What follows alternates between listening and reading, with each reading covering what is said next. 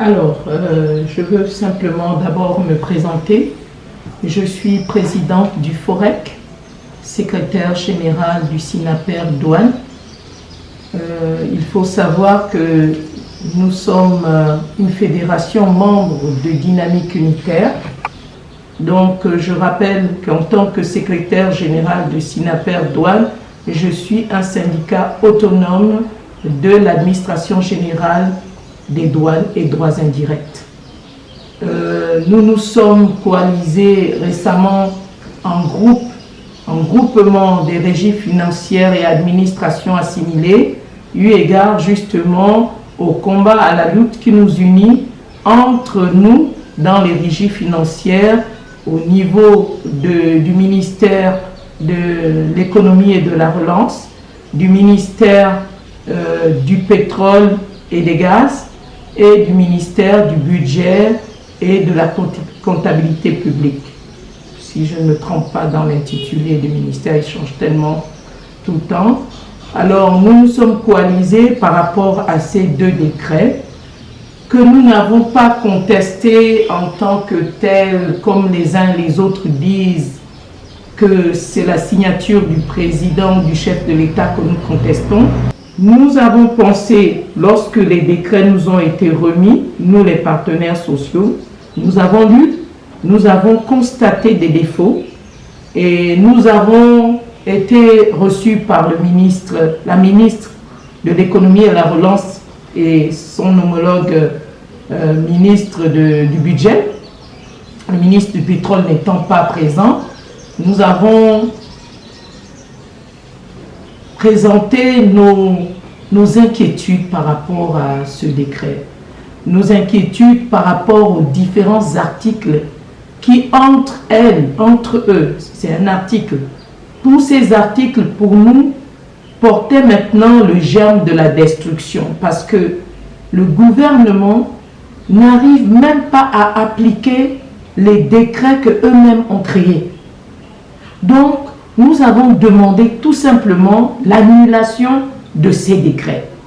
Ils n'ont pas voulu l'annuler en fustigeant que c'était la signature du chef de l'État que nous contestions.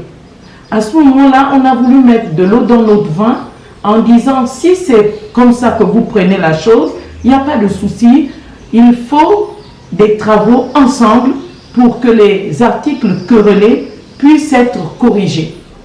À l'heure où je vous parle, ces séances de travail n'ont jamais eu lieu. Voilà. Donc ici, nous avons le décret 428. Dans ce décret, nous pouvons contester rapidement l'article 8 et l'article 16. Mais ce dont je vous parlais, c'est des textes en vue. Dans le texte en vue, il y a le vu l'arrêté numéro 00250-MBCP-MEPPDD-MPH du 6 décembre 2017 portant mise en place d'une commission bipartite pour la révision du système actuel de paiement des primes aux agents des régies financières et administrations assimilées.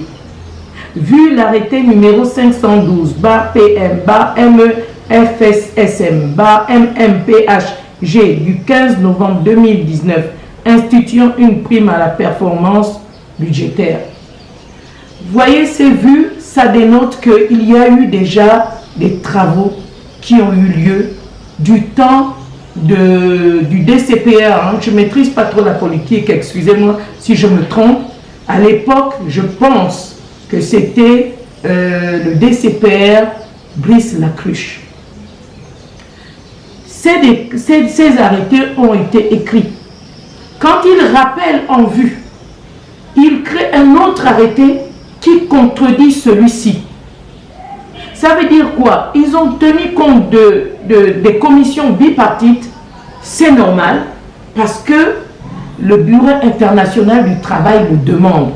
Lorsqu'il y a conflit entre le patronat et les travailleurs, il faut une commission à parité égale pour que les choses se passent dans la transparence et la justice.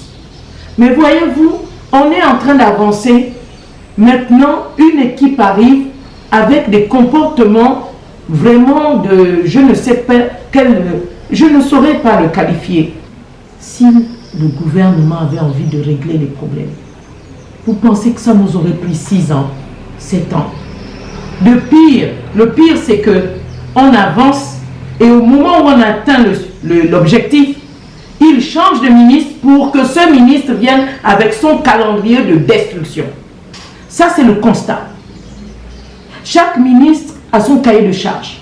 Le cahier de charge, c'est d'embrouiller les administrations, de changer les DG, de changer les secrétaires généraux. Chaque secrétaire général vient, c'est pour son intérêt. Aujourd'hui, je sais de quoi je parle. Nous avons fait des mouvements pour les situations administratives. Est-ce que vous pouvez concevoir que dans une situation administrative, moi je suis inspecteur central, ça fait 6 ans, on n'a pas avancé, mais il y a des jeunes qu'on vient de recruter qui sont maintenant à la fonction publique intégrés titularisés. Il y a des gens qui sont arrivés de l'école, qui soi-disant sont des inspecteurs centraux, des commandants, qui sont actuellement régularisés pendant que les autres ne le sont pas. Je n'ai rien contre personne, mais le pays nous appartient. Quand ils font ça, c'est pour détruire le Gabon. Quel est le calendrier? Quel est le cahier de charge vrai des ministres au Gabon? Qu'est-ce qu'ils veulent de leur pays? Qu'est-ce qu'ils veulent des travailleurs? Nous sommes environ 2 millions d'habitants. Est-ce que vraiment, de vous à moi, il n'y a que la ministre et ses parents? Je vous assure, on a dit de geler les recrutements. Allez-y vous renseigner dans chaque administration combien ils viennent de recruter en moins de 6 mois. Et c'est toujours leurs parents. Les autres n'ont pas besoin. Excusez-moi de dire la vérité.